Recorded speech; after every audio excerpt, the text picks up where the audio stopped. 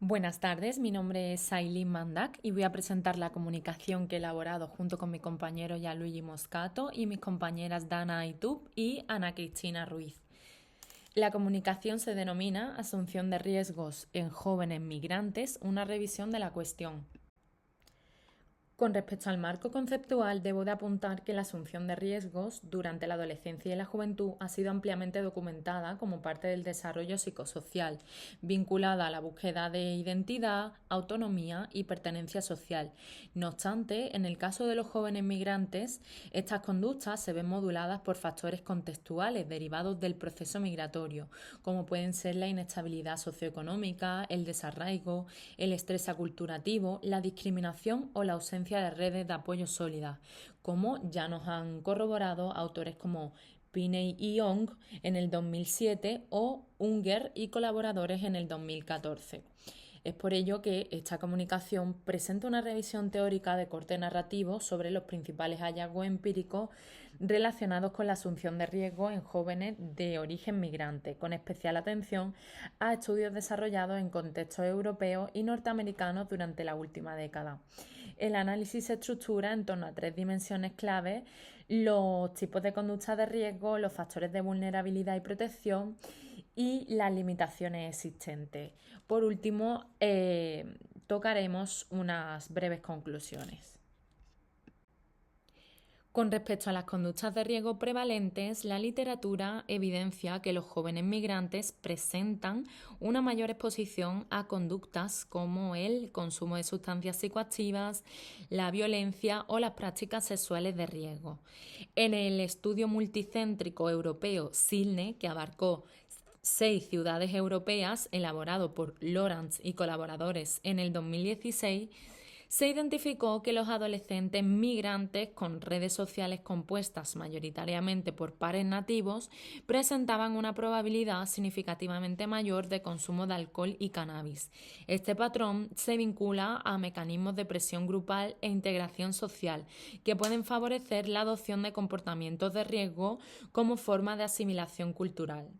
En el contexto sueco, Kauset-Bitt y colaboradores en el 2022 analizaron las conductas sexuales de riesgo en una muestra de 1.563 jóvenes migrantes, hallando que prácticas como el sexo sin protección o bajo influencia de sustancias se asociaban a la duración de estancia en el país, el origen geográfico, la religión y el motivo migratorio.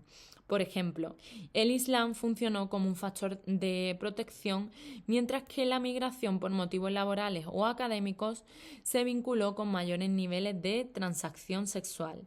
Por su parte, Svensson y Haskins en el 2010 mostraron diferencias generacionales significativas en el uso de alcohol y drogas en jóvenes migrantes en Suecia, siendo los de segunda generación quienes presentaban tasas más elevadas de consumo, lo que sugiere un efecto acumulativo del proceso de aculturación. En lo que concierne a los factores de vulnerabilidad, encontramos la exclusión estructural. Desde una perspectiva europea, el estudio de Komantakis y colaboradores en el 2023, realizado en Italia, identificó tasas elevadas de consumo de tabaco, alcohol y cannabis entre jóvenes migrantes, especialmente entre aquellos con dificultades de integración escolar y menor cohesión familiar. Con respecto al conflicto intergeneracional, Córdoba y colaboradores en el 2014 encontraron que las discrepancias entre adolescentes hispanos y sus progenitores respecto al funcionamiento familiar aumentaban la probabilidad de implicarse en conductas sexuales de riesgo. En cuanto a la salud mental, el estudio de Basic y colaboradores en el 2021, realizado con jóvenes refugiados, observó que los síntomas depresivos y la ansiedad se relacionaban significativamente con el consumo de alcohol y otras sustancias en una dinámica de afrontamiento negativo. En cuanto a la crisis identitaria, el estudio de Unger y colaboradores en 2014 concluyó que la discriminación percibida y los conflictos identitarios son predictores sólidos de las trayectorias ascendentes en el consumo de sustancias en adolescentes hispanos en Estados Unidos. En esta misma línea encontramos algunos mecanismos de aculturación y riesgo. Por ejemplo, la presión de asimilación, es decir, la adopción de conductas de riesgo como mecanismo de integración social con grupos de pares nativos. También el estrés aculturativo, que es la tensión derivada de la adopción a nuevos contextos culturales y la pérdida de referentes tradicionales. Por otro lado, la erosión de protectores, es decir, la pérdida de valores como el familismo que tradicionalmente funcionaban como factores protectores. Siguiendo con los factores protectores, hay que apuntar que frente a estos riesgos también emergen diversos factores de protección que son relevantes. La cohesión familiar, la pertenencia comunitaria y los procesos identitarios positivos aparecen como dimensiones claves. Weller y colaboradores en el 2017, en un estudio longitudinal con jóvenes de origen mexicano, demostraron que el mantenimiento de valores de familismo tenía un efecto amortiguador frente al involucramiento en conductas de riesgo desde la adolescencia hasta la adultez temprana.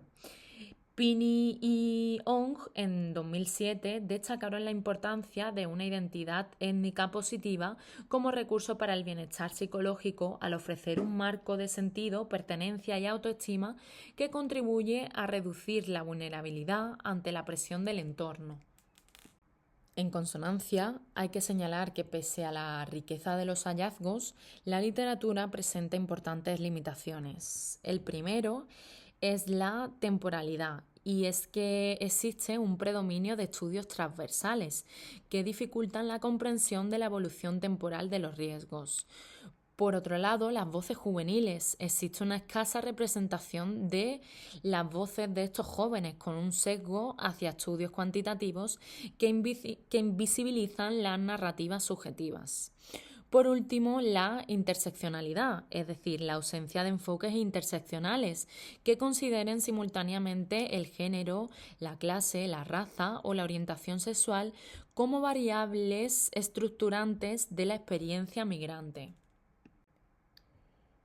Es por ello que, a partir de esta revisión, se plantea la necesidad de una línea de investigación centrada en el análisis de los factores ecológicos asociados a la asunción de riesgo en jóvenes migrantes, siguiendo el modelo bioecológico de Bronfenbrenner de 1979. Este modelo permite considerar el impacto simultáneo del microsistema, familia, pares, escuelas, el mesosistema, interacciones entre contextos inmediatos, y el exosistema, políticas públicas, entorno social, articulando una comprensión más compleja y contextualizada del fenómeno. Con respecto a las conclusiones y las líneas de investigación futuras, se proponen una serie de objetivos, como es desarrollar estudios longitudinales que capturen la evolución de las conductas de riesgo en este colectivo, incorporar metodologías cualitativas que visibilicen las voces juveniles de estos jóvenes migrantes, adoptar perspectivas interseccionales que consideren múltiples dimensiones de vulnerabilidad, y como aplicación práctica, el objetivo final es generar conocimiento aplicable al diseño de programas preventivos que superen la lógica deficitario-punitiva, incorporen perspectivas de resiliencia y agencia juvenil y promuevan la justicia social y el bienestar integral.